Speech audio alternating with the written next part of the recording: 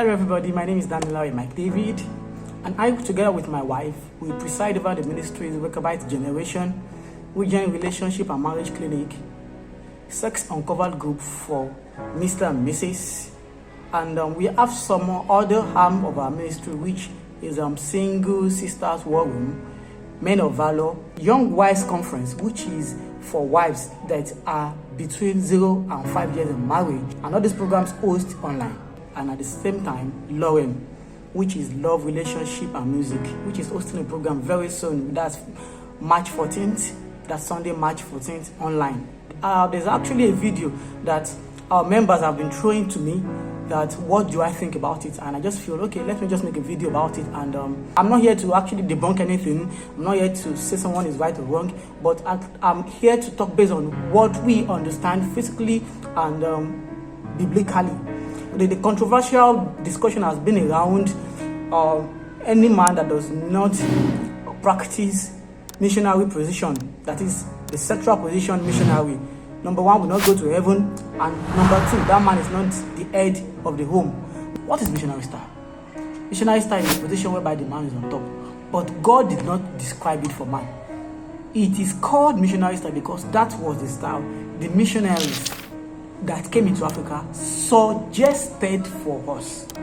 Now, I think we'll be able to understand this if we actually know why do we define man as the head, and at the same time, what takes one to heaven. According to what my father in the Lord, Pastor Shegun Latunde of Applied Praise Ministry, always say, there's leadership and there's headship. Let me now break it down for us. Headship is sacrosanct. Headship is a divine instruction. But leadership is an acquired trait. It's a trait which is acquired somehow. It can be acquired biologically, it can be acquired psychologically, it can be acquired by experience, by learning. God himself has said it, that the man is the head of the house. And this cannot be contended. Which means immediately a man gets married to a wife, he becomes the head of the what? Of the home. And nothing changes that. Even if that man decides not to serve God again, even if that man decides not to practice missionary on top, this is one of the things that are called dividends of nature. The same way God has decided that he will be sending rain upon the wicked and the good people. That's the same way the declaration of headship stands over every man that has gotten married. A man is the head of the home, but a man may not always be the leader. The woman, the wife, could be the leader. The man and woman could also be the leader. It could be financial. When a woman is richer than the husband, maybe she earns more. In that aspect, financially, she's leading. When it comes to intellect, maybe when it comes about making decisions, the wife thinks better, thinks faster, brings better idea. In that case, that woman is leading. But that does not mean the woman is the head of the home. That does not mean the man is no longer the head of the home. So leadership can be acquired. Either the man or the woman, or both of them could be the leader in the home. But the man is the head. Now, no sexual position can take that away. If the man decides to be under, or the man decides to be on top, it doesn't take that away. Now, let us look at the second thing. That any man that practices any sexual position other than missionary will not go to heaven. Now, let us now look at it. What takes us to heaven? What makes you a candidate of heaven is when you confess Jesus Christ as your Lord and your personal Savior, and you accept him into your life. Once you're born again, you automatically become a candidate of heaven. And sexual position does not take that away. What are the concerns of God about sex? Sexual intercourse, God's concern is, number one, when are you having that sex? When are you practicing the sex? Number two, with whom are you practicing the sex? When is, are you married? If you are not married, then you are involving in what we call sexual immorality. With whom are you having it? Now, God is concerned about when and with whom. If you're not yet married and you are having sex with anybody, it's called fornication and it's a sin against God. God frowns at this. If you are married but you are having sex with someone other than your spouse, other than your legally married wife or legally married husband, it is called an adultery.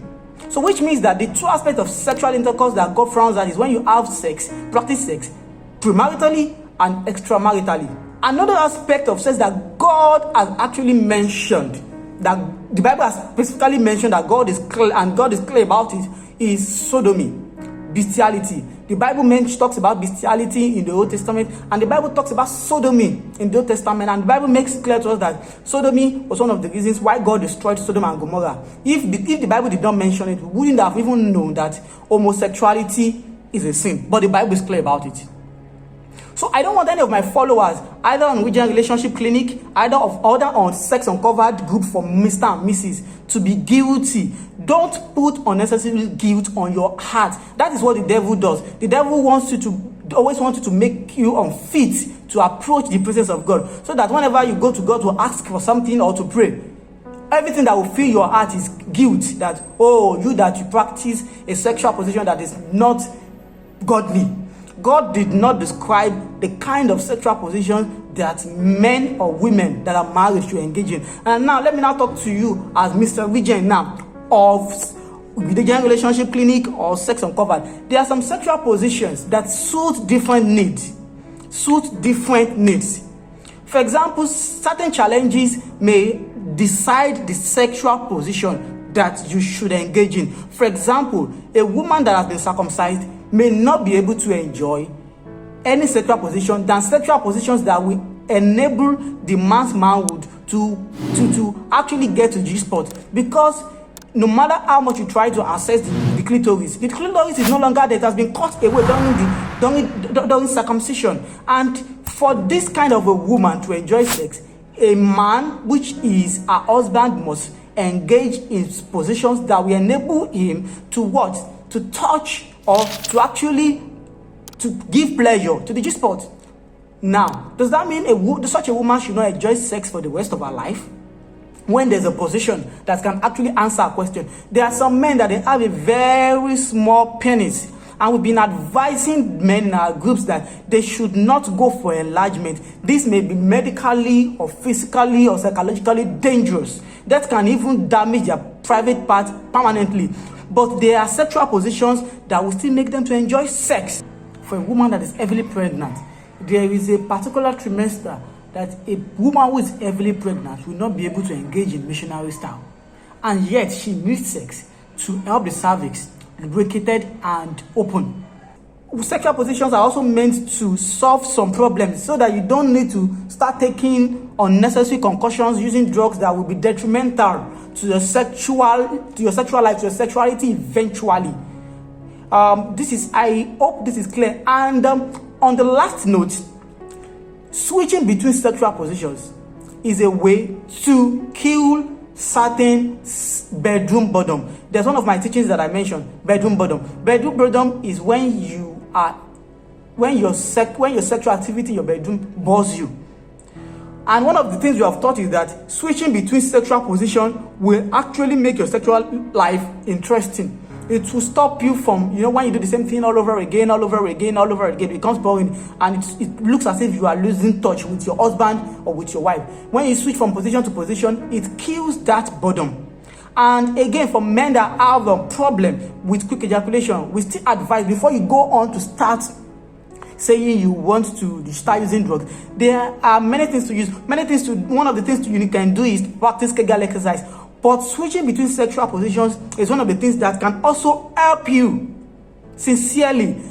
There's something we call a refractory period. The refractory period is the period it takes a man to reproduce another sperm when he has ejaculated. And this varies from man to man depending on natural factors and age. That is when a man ejaculates. The time it will take the man to produce and be ready to have another sex is what we call refractory period. Before that, a lot of things are involved. The time it will take the man to produce another sperm, the time it will take the man, some people, when immediately they ejaculate, their man would become soft, and the time it will take them out to come up again. That all these things include what form the refractory period. But for men that have problems with quick ejaculation, when you are close to orgasm and you stop to change your position, there is a way the formation of sperm that is coming pauses. And while you are trying to change position and start all over again, the sperm goes back. And when you're some seconds or minutes into your sexual activity and another position, the sperm starts forming again, wants to come. If you are self-controlled enough to stop and to change another position, the same process continues. The sperm goes back.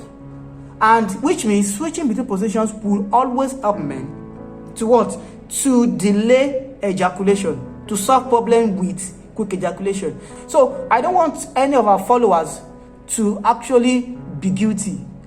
It has nothing to do with your salvation to heaven, because that's not why Jesus Christ has come to die. And everything that the Bible has mentioned is very clear, and that this is one of the holier than that attitude that we put up, that even from the time our church was built up till the day that Jesus Christ will come, we never open our Bible to preach or read Songs of Solomon, because we think it is unhealthy, it is too romantically bad.